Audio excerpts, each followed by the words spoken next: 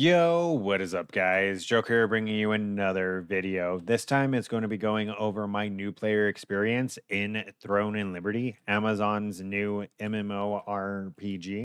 In case you're unaware, Throne and Liberty is another Korean MMO that was published by Amazon here in the West and officially released free to play on October 1st, where it's currently sitting at a 62% positive review with 20,000 reviews and a average player count of about 280K. Here on release for a free to play release, we hit 326K, but then we really haven't hit close to that since. So that's why I'm quoting more of the 280. And for gameplay itself, it focuses heavily on PvPvE, mainly large scale PvPvE. So essentially, think of something like Black Desert or Albion Online. That's what it seems most similar to, in my opinion, where there is that PvE content that you can do, but the game itself is more PvP oriented. With that little recap out of the way, let's get into my opinions and my new player experience with Throne and Liberty. So, like I mentioned, it launched on October 1st, free to play, and that's when I've been playing since. I was not going to pay $40 to get a couple of days of early access. So I started on October 1st and I have about 45 hours in the game. Full disclosure, that is not 45 hours of playtime. I believe it's something closer to like 32-ish hours of playtime. There are several times when I had to go AFK for way longer than I thought I was going to have to. And I kind of just left the game open. So that's not 44 hours of playtime in 3 days. It's more like 33, which is still a lot, but a lot less than 44. And in my opinion, I believe that Throne and Liberty does earn its 62%. Um, it's a solid, okay game. I'm not the audience for it. Um, Much like something like a Lost Ark, where I played a little bit of it, or a Black Desert, where I played a little bit of it, or Albion Online, where I played a little bit of it, even though it does have the style that I usually enjoy, similar to ARPGs, it just is not similar to the ARPGs I play, like Diablo, Last Epoch, Path of Exile, Torchlight, right? And it's probably because none of those are live service MMOs, but it's just not the game for me. So with the 62% that it currently has, I can definitely see where a decent amount of players would be unhappy, and but I can definitely see where there's that subset of players that are looking for this type of game. Some of my main complaints about the game would be very generic things, like the fact that there is way too many fucking menus. You get way too many materials, and the crafting system is kind of just asinine in my opinion. So essentially how it works is there's four tiers of gear, right? There's gray, there's green, there's blue, and then there's purple as of right now. I believe there may be epics coming in the future or something like that. But how it essentially works is you need to go and grind the upgrade materials for the respective quality item you're trying to upgrade, right? There's three different types. There's quality for armor, quality for weapons, and quality for jewelry. So there's three different types of stones right there on top of the four different ones. So once again, going back to just too much shit on top of the fact that you do kind of the same thing with skill books. I have some weapon stones and a crossbow that I could use for this example. So this is how the upgrade system works. You get the item, you get the respective upgrade growth stone, and then it brings you over to essentially the RNG RNG window from Lost Ark, right?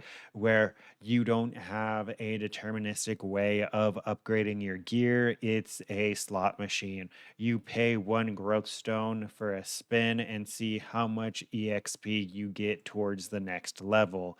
And you continue to do this. So there's no set number of resources that you need to actually grind. You just keep grinding out resources indefinitely, which in my opinion is just stupid. And it's one of my main complaints from Lost Ark and Black Desert. Apart from that, the combat itself is really janky. Like, you can watch me fight this elite mob right here, and essentially all I'm doing is walking around in circles. Like, this is the combat. There's not much more to it than this.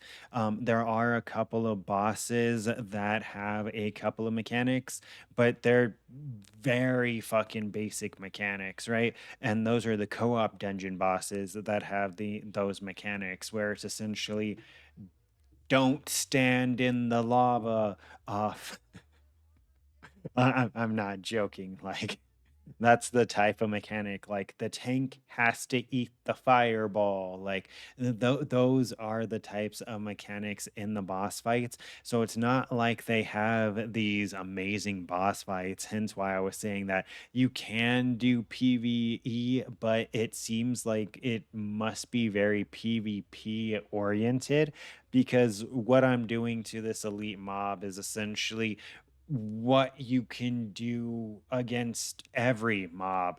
And the co-op dungeon bosses, even at level 50, are literally just random meat shields, right? They're just meat bags that you have to hit. They're damage checks with very minimal skill checks.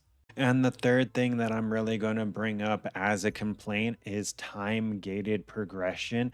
I don't know why games think that this is a good idea, but things like dailies, weeklies, or just time gated progression in general, where you have to wait X amount of time before more content unlocks, that's just never a good idea.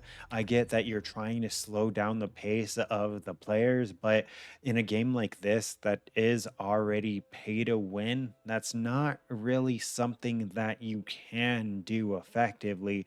You're just hindering free to play players. And I don't know if it is on purpose, but it's one of my main pet peeves in games is time gating. It's probably why I like things like old school RuneScape so much, is because of the fact that I can do whatever I want whenever I want, right? Same thing with like PoE, Last Epoch. I can do whatever content I want at the time I want to do it. I don't have to wait for some stupid timer to go off.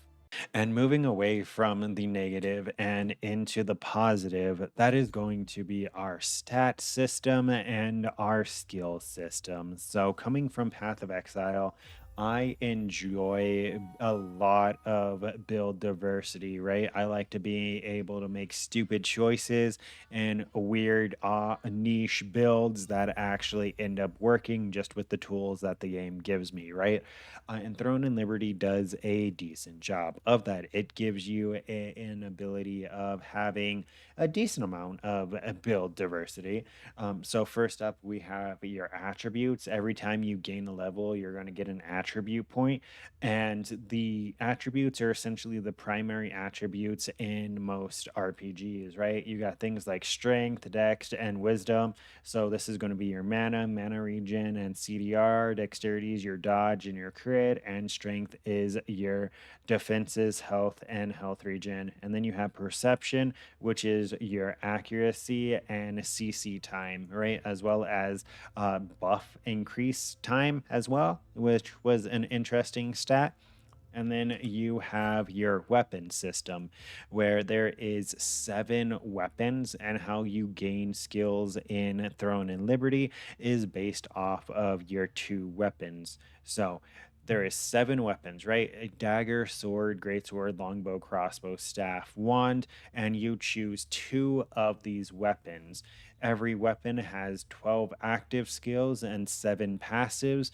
And for your character, you can choose 8 passives and 12 actives. So out of those 24 active skills and 14 passives, you get 12 and 8. So you really want to make sure that there's some synergy between your weapons as well. But yeah, as you can see, there is that build diversity, right? You get to cater your play style to however you want to actually play. The next pro is going to be the community. As of right now, there is a large amount of players on all the servers. So the world events always do have a decent amount of players at them, and it is a good way of building that community experience and making the world feel more alive, easy to find friends, parties, stuff like that.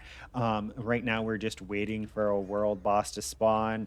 And as you can see, there's a metric fuck ton of us. Hopefully, we can kill this boss pretty fast.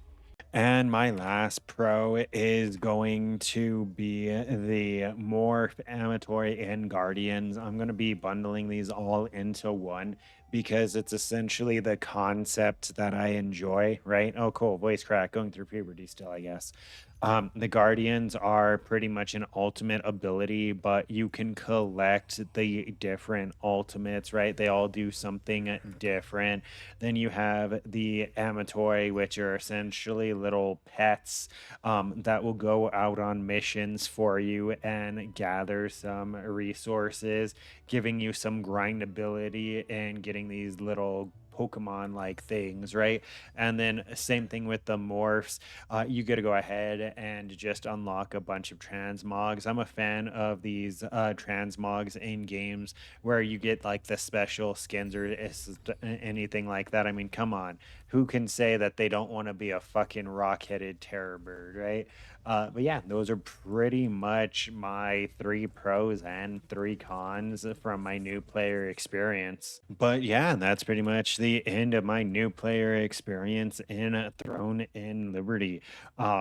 Overall, like I said, solid C- D tier game, honestly.